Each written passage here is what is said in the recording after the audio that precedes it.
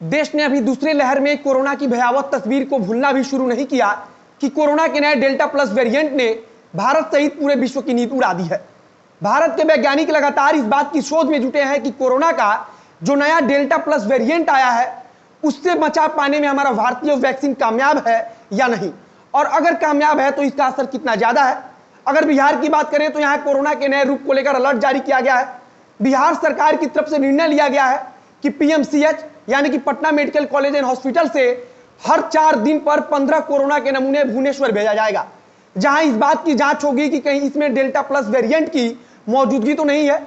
किस प्रकार से बिहार सरकार डेल्टा प्लस के इस संभावित आगामी खतरे से निपटने की तैयारी कर रही है और किस आधार पर वैज्ञानिकों का दावा है कि डेल्टा प्लस वेरिएंट और अधिक खतरनाक है, उसके बारे में हम आप आगे अच्छे से बताएंगे। आपको बताएंगे कि देश में अभी किन किन राज्यों में डेल्टा प्लस वेरिएंट के मामले सामने आए हैं और विश्व के किन देशों में यह वेरिएंट तेजी से फैल रहा है। अब नमस्कार, मेरा नाम है मोहित कुमार सिंह और आप देख रहे हैं जनता जंक्शन का विशेष कार्यक्रम एक्सप्लेनर। शुरुआत अपने बिहार से करेंगे। कोरोना के आगामी किसी भी खतरे का नाम सुनकर हमारा रुआं खड़ा हो जाता है, क्योंकि हमने अपनी आंखों से देखा है ऑक्सीजन के लिए तड़पते किसी महिला को, किसी पुरुष को। हमने सरकार की सरकारी व्यवस्था को लाचार अस्पताल में किसी लाश के रूप में किसी कोने में पड़े हुए देखा है, जिसे उठाने के लिए कोई इंसान तक मौजूद नहीं है। हमने अपनी जीवनदायिनी मां गंगा में लाशों को बहते हुए देखा है। अब लगातार कोरोना के संभावित तीसरे लहर को लेकर देश में अलर्ट जारी किया जा रहा है, तो वहीं अब डेल्टा प्लस वेरिएंट को लेकर सबकी चिंता बढ़ गई है। अगर बिहार की बात करें तो अब तक बिहार में 60 से ज्यादा सैंपल जांच के लिए भेजा जा चुका है, लेकिन उसमें डेल्टा प्लस वेरिएंट की पुष्टि नहीं हुई है। हालांकि अगर हम इतना से ही मान लें कि हमारा बिहार सुरक्षित है तो यह हमारी सबसे बड़ी गलती होगी। सरकार ने भी कोरोना के दूसरे लहर के दौरान देखा कि एक छोटी सी लापरवाही कितनी भारी बारी पड़ सकती है, और इसी के मद्देनजर लगातार सरकार की तरफ से पीएमसीएच में कलेक्ट किए गए सैंपल्स को एक निश्चित संख्या में भुवनेश्वर के लैब भेजा जा रहा है, जहां इस बात की जांच हो रही है कि कहीं यह मामला डेल्टा प्लस वेरिएंट का तो नहीं है। अब आपके मन में सवाल आ रहा होगा कि आखिर सैंपल को भुवनेश्वर ही क्यों भेजा जा रहा है, तो इसका जवाब है कि भुवनेश्वर में जेनेटिक मैपिंग लैब है। अब सवाल आ रहा होगा कि जेनेटिक मैपिंग लैब क्या होता है, तो उसका जवाब है कि जिस लैब में किसी भी वायरस के बदलते स्वरूप यानी कि म्यूटेशन की जांच होती है उसे जेनेटिक मैपिंग लैब कहते हैं। इस लैब में किसी भी वायरस पर इस बात की जांच करते हैं कि इसमें किस प्रकार से स्वरूप बदल रहा है। कोरोना के बारे में हम शुरू से ही सुन रहे हैं कि यह लगातार अपना रूप बदल रहा है और वायरस के अंदर हो रहे इसी प्रक्रिया को म्यूटेशन कहते हैं।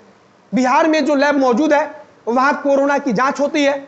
यहाँ के लैब में इस बात की पुष्टि की जाती है कि हाँ, यह व्यक्ति कोरोना से संक्रमित है, लेकिन अगर हमें उस वायरस के स्वरूप को जानना हो तो उसके लिए हमें जेनेटिक मैपिंग लैब की जरूरत पड़ेगी।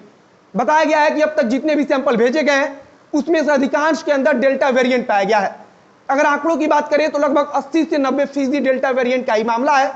यहाँ एक चीज ध्यान दीजिएगा कि मैं डेल्टा वेरिएंट बोल रहा हूं, ना कि डेल्टा प्लस वेरिएंट। अब समझिए कि यह डेल्टा वेरिएंट क्या है। कोरोना के दूसरे लहर में जिस वेरिएंट से पूरा देश त्रस्त था वह डेल्टा वेरिएंट ही था, जो पहली लहर से ज्यादा खतरनाक था। अब आते हैं डेल्टा प्लस वेरिएंट पर। कोरोना के इस नए स्वरूप ने केवल हमारे देश को नहीं बल्कि दुनिया के लगभग सारे बड़े देशों की सरकारों को चिंता में डाल दिया है। अगर अपने देश की बात करें तो भारत के 4 राज्य महाराष्ट्र, केरल, मध्य प्रदेश और तमिलनाडु हैं, जहां से अब तक कुल 40 मामले डेल्टा प्लस वेरिएंट के सामने आ चुके हैं।